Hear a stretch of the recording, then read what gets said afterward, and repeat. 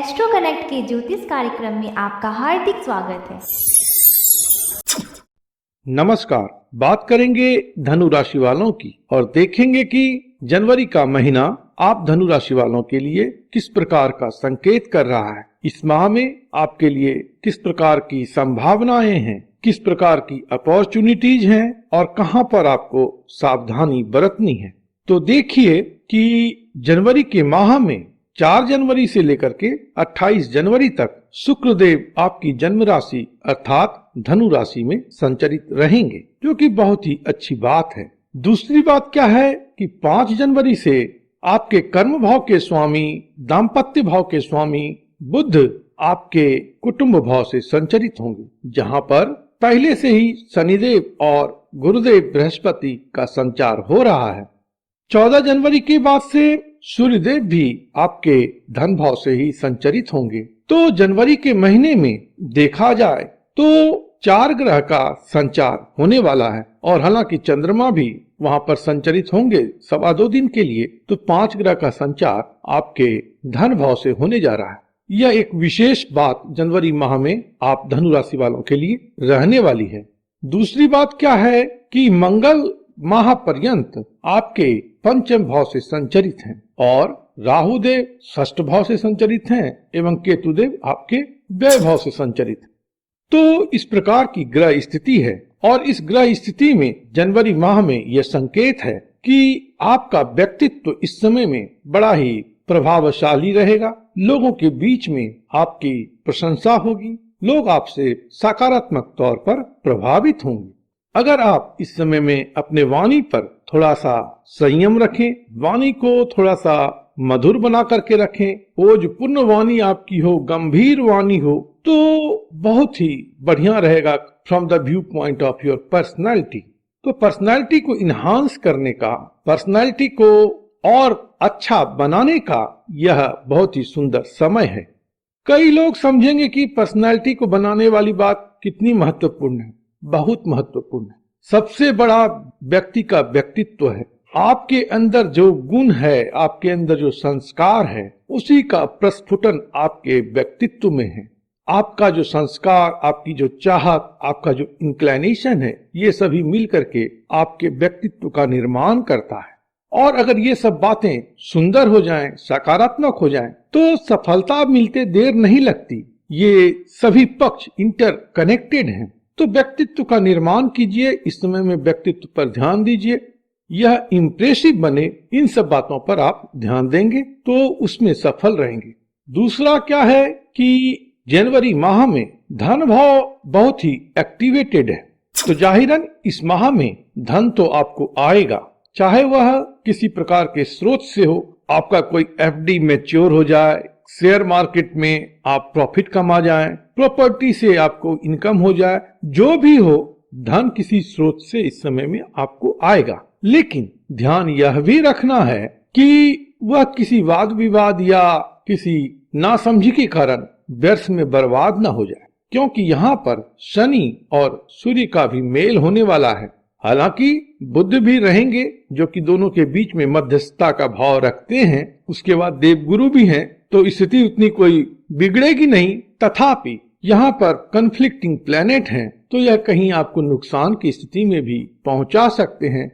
तो ध्यान रखिएगा कि आपका इन्वेस्टमेंट इस समय जो हो वह बड़ा ही सोच समझ के साथ हो। लोगों को अगर आपको हेल्प करना है अवश्य कीजिए, लेकिन अगर आप उनसे रिटर्न में मनी चाह रहे हैं तो उसको लेकर के थोड़ा सा सावधान रहिएगा। दूसरा है कि वाद विवाद से आपको निश्चित रूप में इस समय में बचना चाहिए, क्योंकि व्यय भाव में केतु देव हैं और मंगल देव का भी वहां पर दृष्टि प्रभाव पहुंच रहा है। तो मंगल और केतु का प्रभाव आपके व्यय भाव में है, तो वाद विवाद, लड़ाई झगड़ा, इन सब चीजों में अगर उलझेंगे, कोर्ट केस मुकदमा में उलझेंगे, तो व्यय की स्थिति उत्पन्न होगी। तो यहाँ पर आप अपने गति को बनाए रखें, अपने ओरिएंटेशन को बनाए रखें, इसको ध्यान रखें कि आप किधर जा रहे हैं। अगर आप यह कर पाते हैं तो बहुत ही सुंदर बात है और धन विषयक बातों के लिए यह महीना प्रॉमिसिंग है। तो इंटेलिजेंट वे में आप अपने धन के एस्पेक्ट को मॉनिटर करें, उसको मैनेज करें, तो जनवरी 2021 जो है वह आपके लिए बेहतर संकेत करता है। इस समय में निर्णय जो आप लें वह सोच समझ करके लें। एक होता है कि बड़ी इम्पल्सिव डिसीजन के साथ कुछ काम करना, उससे आप बचें। मन में अभी बहुत तीव्र इच्छा होगी कि यह काम कर लिया जाए या इस प्लानिंग को एग्जीक्यूट कर लिया जाए या कोई नया काम इस समय में शुरू कर लिया जाए, तो बिना सोच समझ के साथ कोई निर्णय अभी नहीं करना है। आपको रैश डिसीजन लेंगे तो उससे जो है आपको नुकसान की स्थिति प्राप्त होगी। इसका मतलब यह कतई नहीं है कि कोई नया कार्य नहीं करना है, अवश्य करना है, लेकिन धैर्य के साथ उस पर विचार करना है और अगर जरूरी लगे तो अपने हित परिजन के बीच में या एक्सपर्ट या प्रोफेशनल लोगों के बीच में जा करके उनके साथ विचार विमर्श कर लेना अच्छा रहेगा, ताकि आप अपने निर्णय को इवेल्युएट कर पाएं।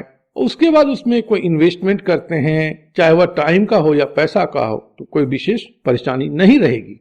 मेरा कहने का तात्पर्य यही है कि जो भी करें सोच समझ करके करें तो बेहतर रहेगा और लाभ की स्थिति अच्छी रहेगी, धन की भी स्थिति अच्छी रहेगी। जहां तक विदेश जाने की बात है तो इस समय में थोड़ा सा अगर संभव हो तो रुका जाए, क्योंकि वहां पर जाकर के आपको किसी प्रकार की परेशानी हो सकती है, किसी प्रकार का इन्फेक्शन या चोट आदि की संभावना बनती है।